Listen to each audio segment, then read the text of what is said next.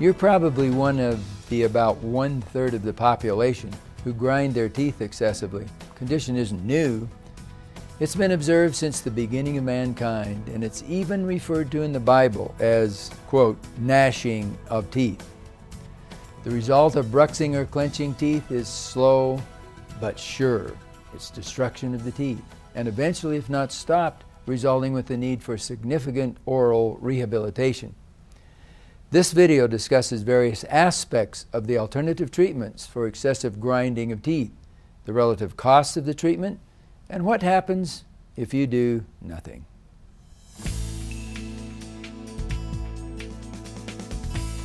Bruxing and clenching of your teeth are abnormal, frequent grinding of the upper and lower teeth together, and they cause significant tooth destruction. It's been estimated that in normal eating, your teeth contact only about 4 minutes per day. However, a bruxer or a clencher may have his or her teeth together in a grinding position up to 6 or 8 hours a day. Most of this time is, of course, during sleeping. You're observing a typical tooth anatomy of a person about 30 years of age and another similar age patient, a bruxer, who grinds his teeth constantly, moving the lower jaw forward and back, right and left, while they're in contact. Note how the teeth have been worn flat without sharp cusps. This wear will continue unless treatment is initiated. You're now observing the typical tooth anatomy of a person about 30 years of age and another patient, a clencher, who closes his teeth together and constantly moves the lower jaw very slightly forward and back and very slightly right and left, using extreme biting forces. The muscles just bulge on the side of his face. Note how the teeth are worn to sharp points. This wear will continue unless treatment is initiated.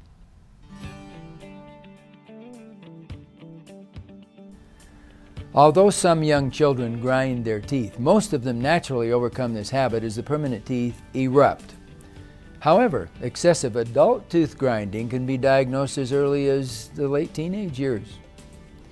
You have only a few treatment alternatives for bruxism and clenching, depending on the stage of your tooth grinding habit. These conditions become more obvious as the teeth wear. The treatment alternatives are a plastic bite guard to reduce your ability to make contact with the upper and lower teeth. This treatment may be necessary at all stages of bruxism and clenching. Bite equilibration to reduce the tendency to grind your teeth as you feel irregularities on the teeth when they contact. This alternative is necessary only when natural teeth or crowns remain as the chewing surfaces. Restoration of all the teeth with fixed or removable appliances, such as crowns or bridges or dentures. This alternative is necessary only in the most extreme bruxism and clenching cases. If you elect to do nothing about treatment for your bruxism or clenching habit, it'll continue until you're forced to have some treatment due to the pain or the inadequate chewing effectiveness or the loss of teeth or degeneration of your appearance. It's very important to you that after watching this video, you select some form of treatment as soon as possible to prevent further wear and breakdown of your dentition. The outside of the teeth, the enamel, is the hardest and most wear-resistant substance in the body. The dentin is located about 1/16 of an inch under the enamel. If something is placed between the upper and lower jaws that is softer than the enamel, that substance wears instead of the enamel. You're observing a bite splint made of plastic. When placed in the mouth, at the times when excessive tooth wear is most likely, which is during sleeping, and in times of psychological stress, the bite splint wears, as you would think, instead of the teeth. Most patients quickly become accustomed to wearing a splint. Of course, you must be conscientious about wearing the splints. Splints serve for several years and must be replaced. However, the teeth remain relatively unworn. Bite splints are the most conservative treatment of choice for initial bruxism and clenching, or one of the several treatments for more advanced cases.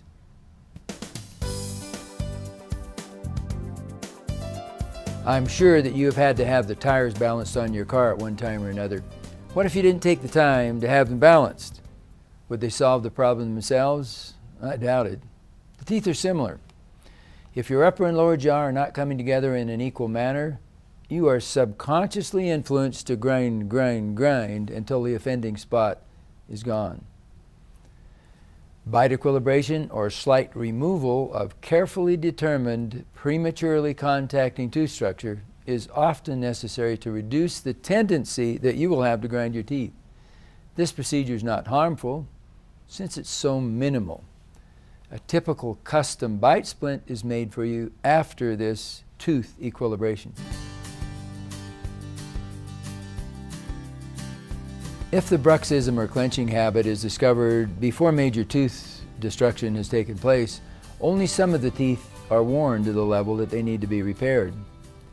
After the affected teeth have been equilibrated and restored, an occlusal splint, plastic splint, is made for nighttime wear and for times of stress. This type of treatment for bruxism and clenching is intermediate in complexity and cost. It should be considered if at all possible. Don't go all the way. You can always do mouthful of crowns that we're going on to in a minute. Stay intermediate if you can. However, there are times when tooth destruction has gone so far that conservative or intermediate level therapy is not possible and comprehensive treatment is necessary. Let's look at it.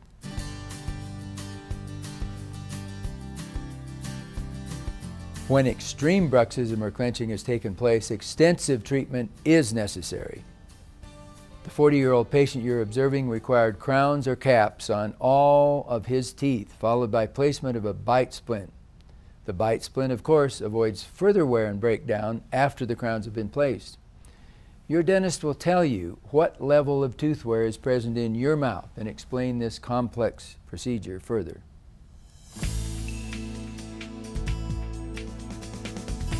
Occasionally, tooth destruction caused by bruxism and clenching has progressed so far that the only treatment possible is tooth extraction and placement of dentures. This patient has worn his teeth so far that one of his treatment choices is complete or maybe partial dentures. This patient has very little tooth structure left and must decide between tooth extraction and dentures or extensive and, by the way, expensive rehabilitation with crowns. Fortunately, most cases don't progress as far as the cases you just observed.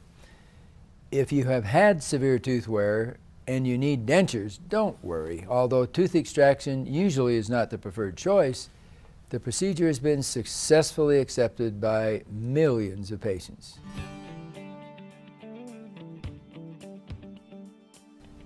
The relative cost of treatment for the various levels of treatment is, well, the lowest cost is just a bite splint alone. Moderate cost is the bite equilibration and the bite splint. Moderate to high cost is the bite equilibration, some restorations, and finally a bite splint. And moderate to high cost is extraction of the teeth and complete or partial dentures. And then the final highest one is a full mouth rehabilitation, lots of crowns and bridges, maybe implants, followed by a bite splint.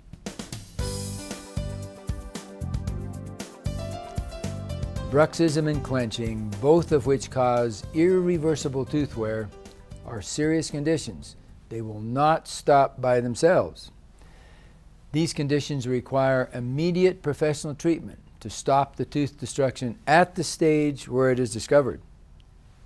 Please talk to your dentist to determine what treatment is best for your specific abnormal tooth wear pattern, and if I were you, I'd do it